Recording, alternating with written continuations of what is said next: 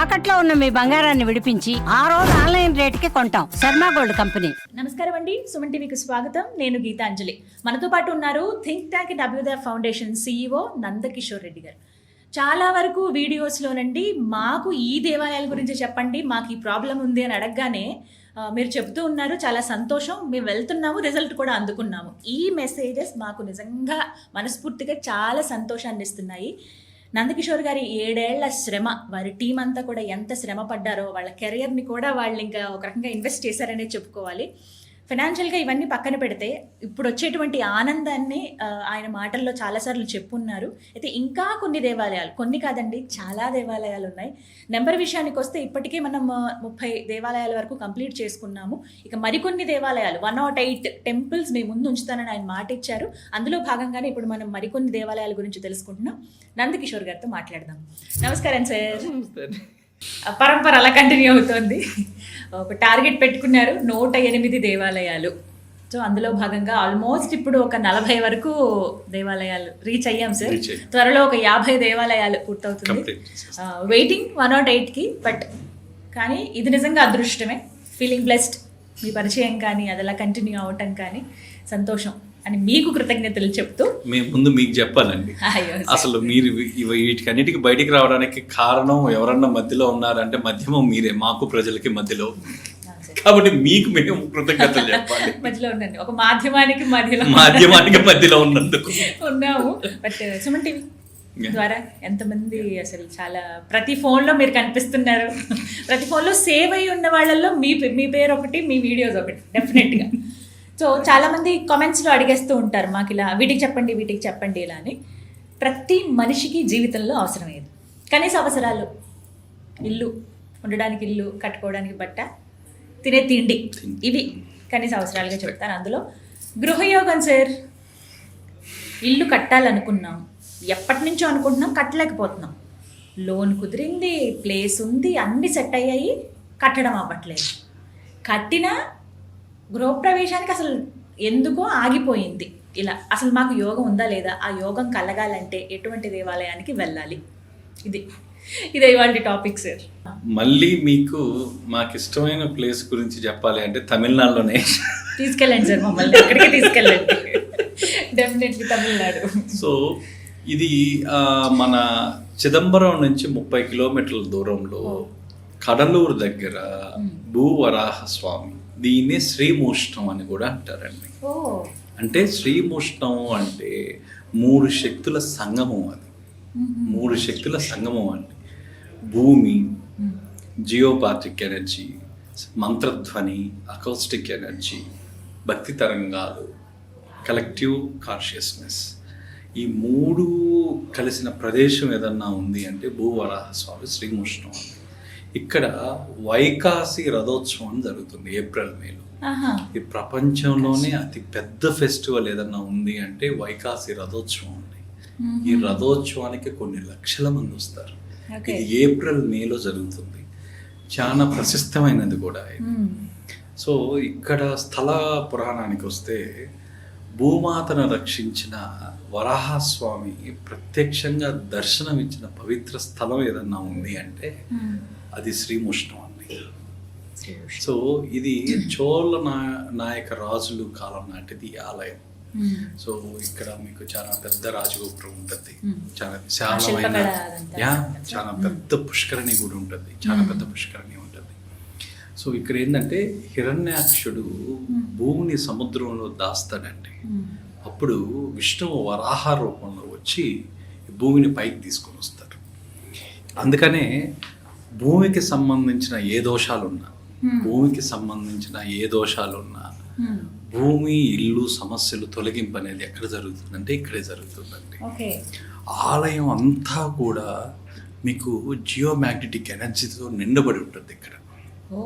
So అందుకే ఆలయం వాళ్ళ పర్మిషన్తో, నేను మళ్ళీ చెప్తున్నాను అండి, ఆలయం వాళ్ళ అనుమతితో అక్కడి నుంచి మీరు కానీ ఆ టెంపుల్ ప్రాంగణంలో కొంచెం ఆ ఇసుకను కానీ మనం తెచ్చుకోగలిగితే ఆలయం అనుమతితో మాత్రమే వాళ్ళు కానీ కొంచెం కానీ తెచ్చుకోగలిగితే అది మనకు ఒక హోమ్ ఎనర్జీ కిట్ లాగా మనకు ఉపయోగపడుతుంది.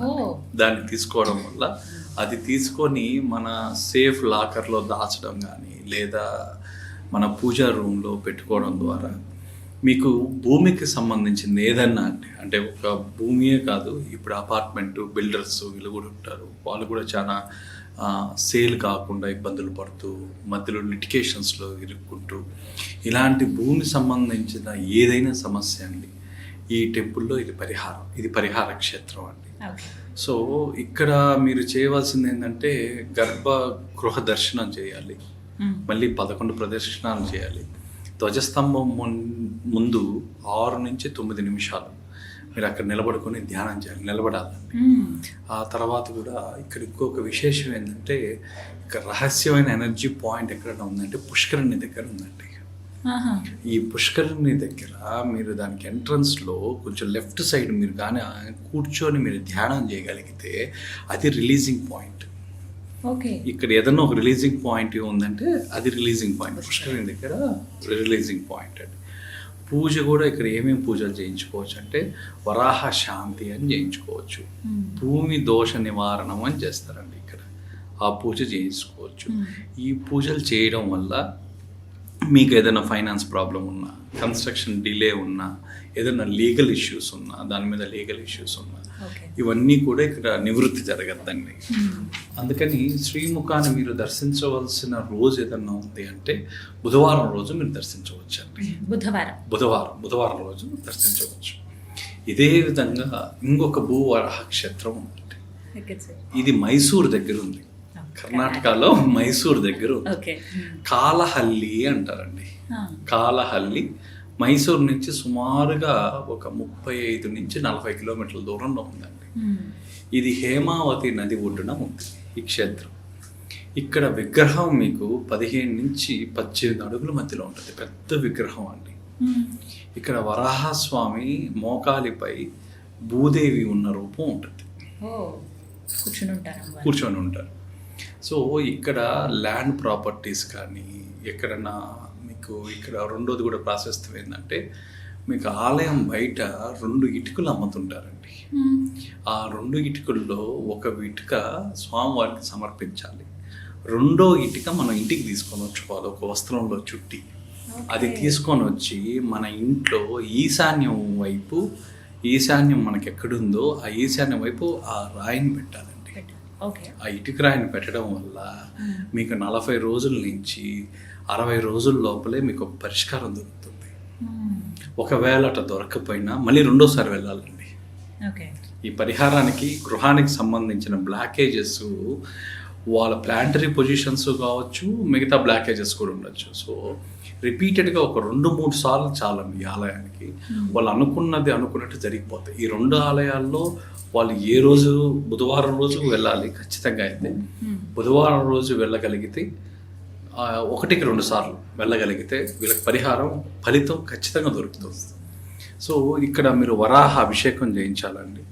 భూమి దోష నివారణకు మీరు ఒక సంకల్ప పూజ ఉంటుందండి. ఇక్కడ సంకల్ప పూజ మీరు చేయించాలి. నా ప్లాట్ కానీ నా హౌస్ కానీ కన్స్ట్రక్షన్ పూర్తయిన గృహప్రవేశం చేయగానే మళ్ళీ ఒకసారి వచ్చి మేము దర్శిస్తామని చెప్పి ఈ క్షేత్రంలో మీరు ఖచ్చితంగా చెప్పాలండి. మీరు ఖచ్చితంగా చెప్పాలి.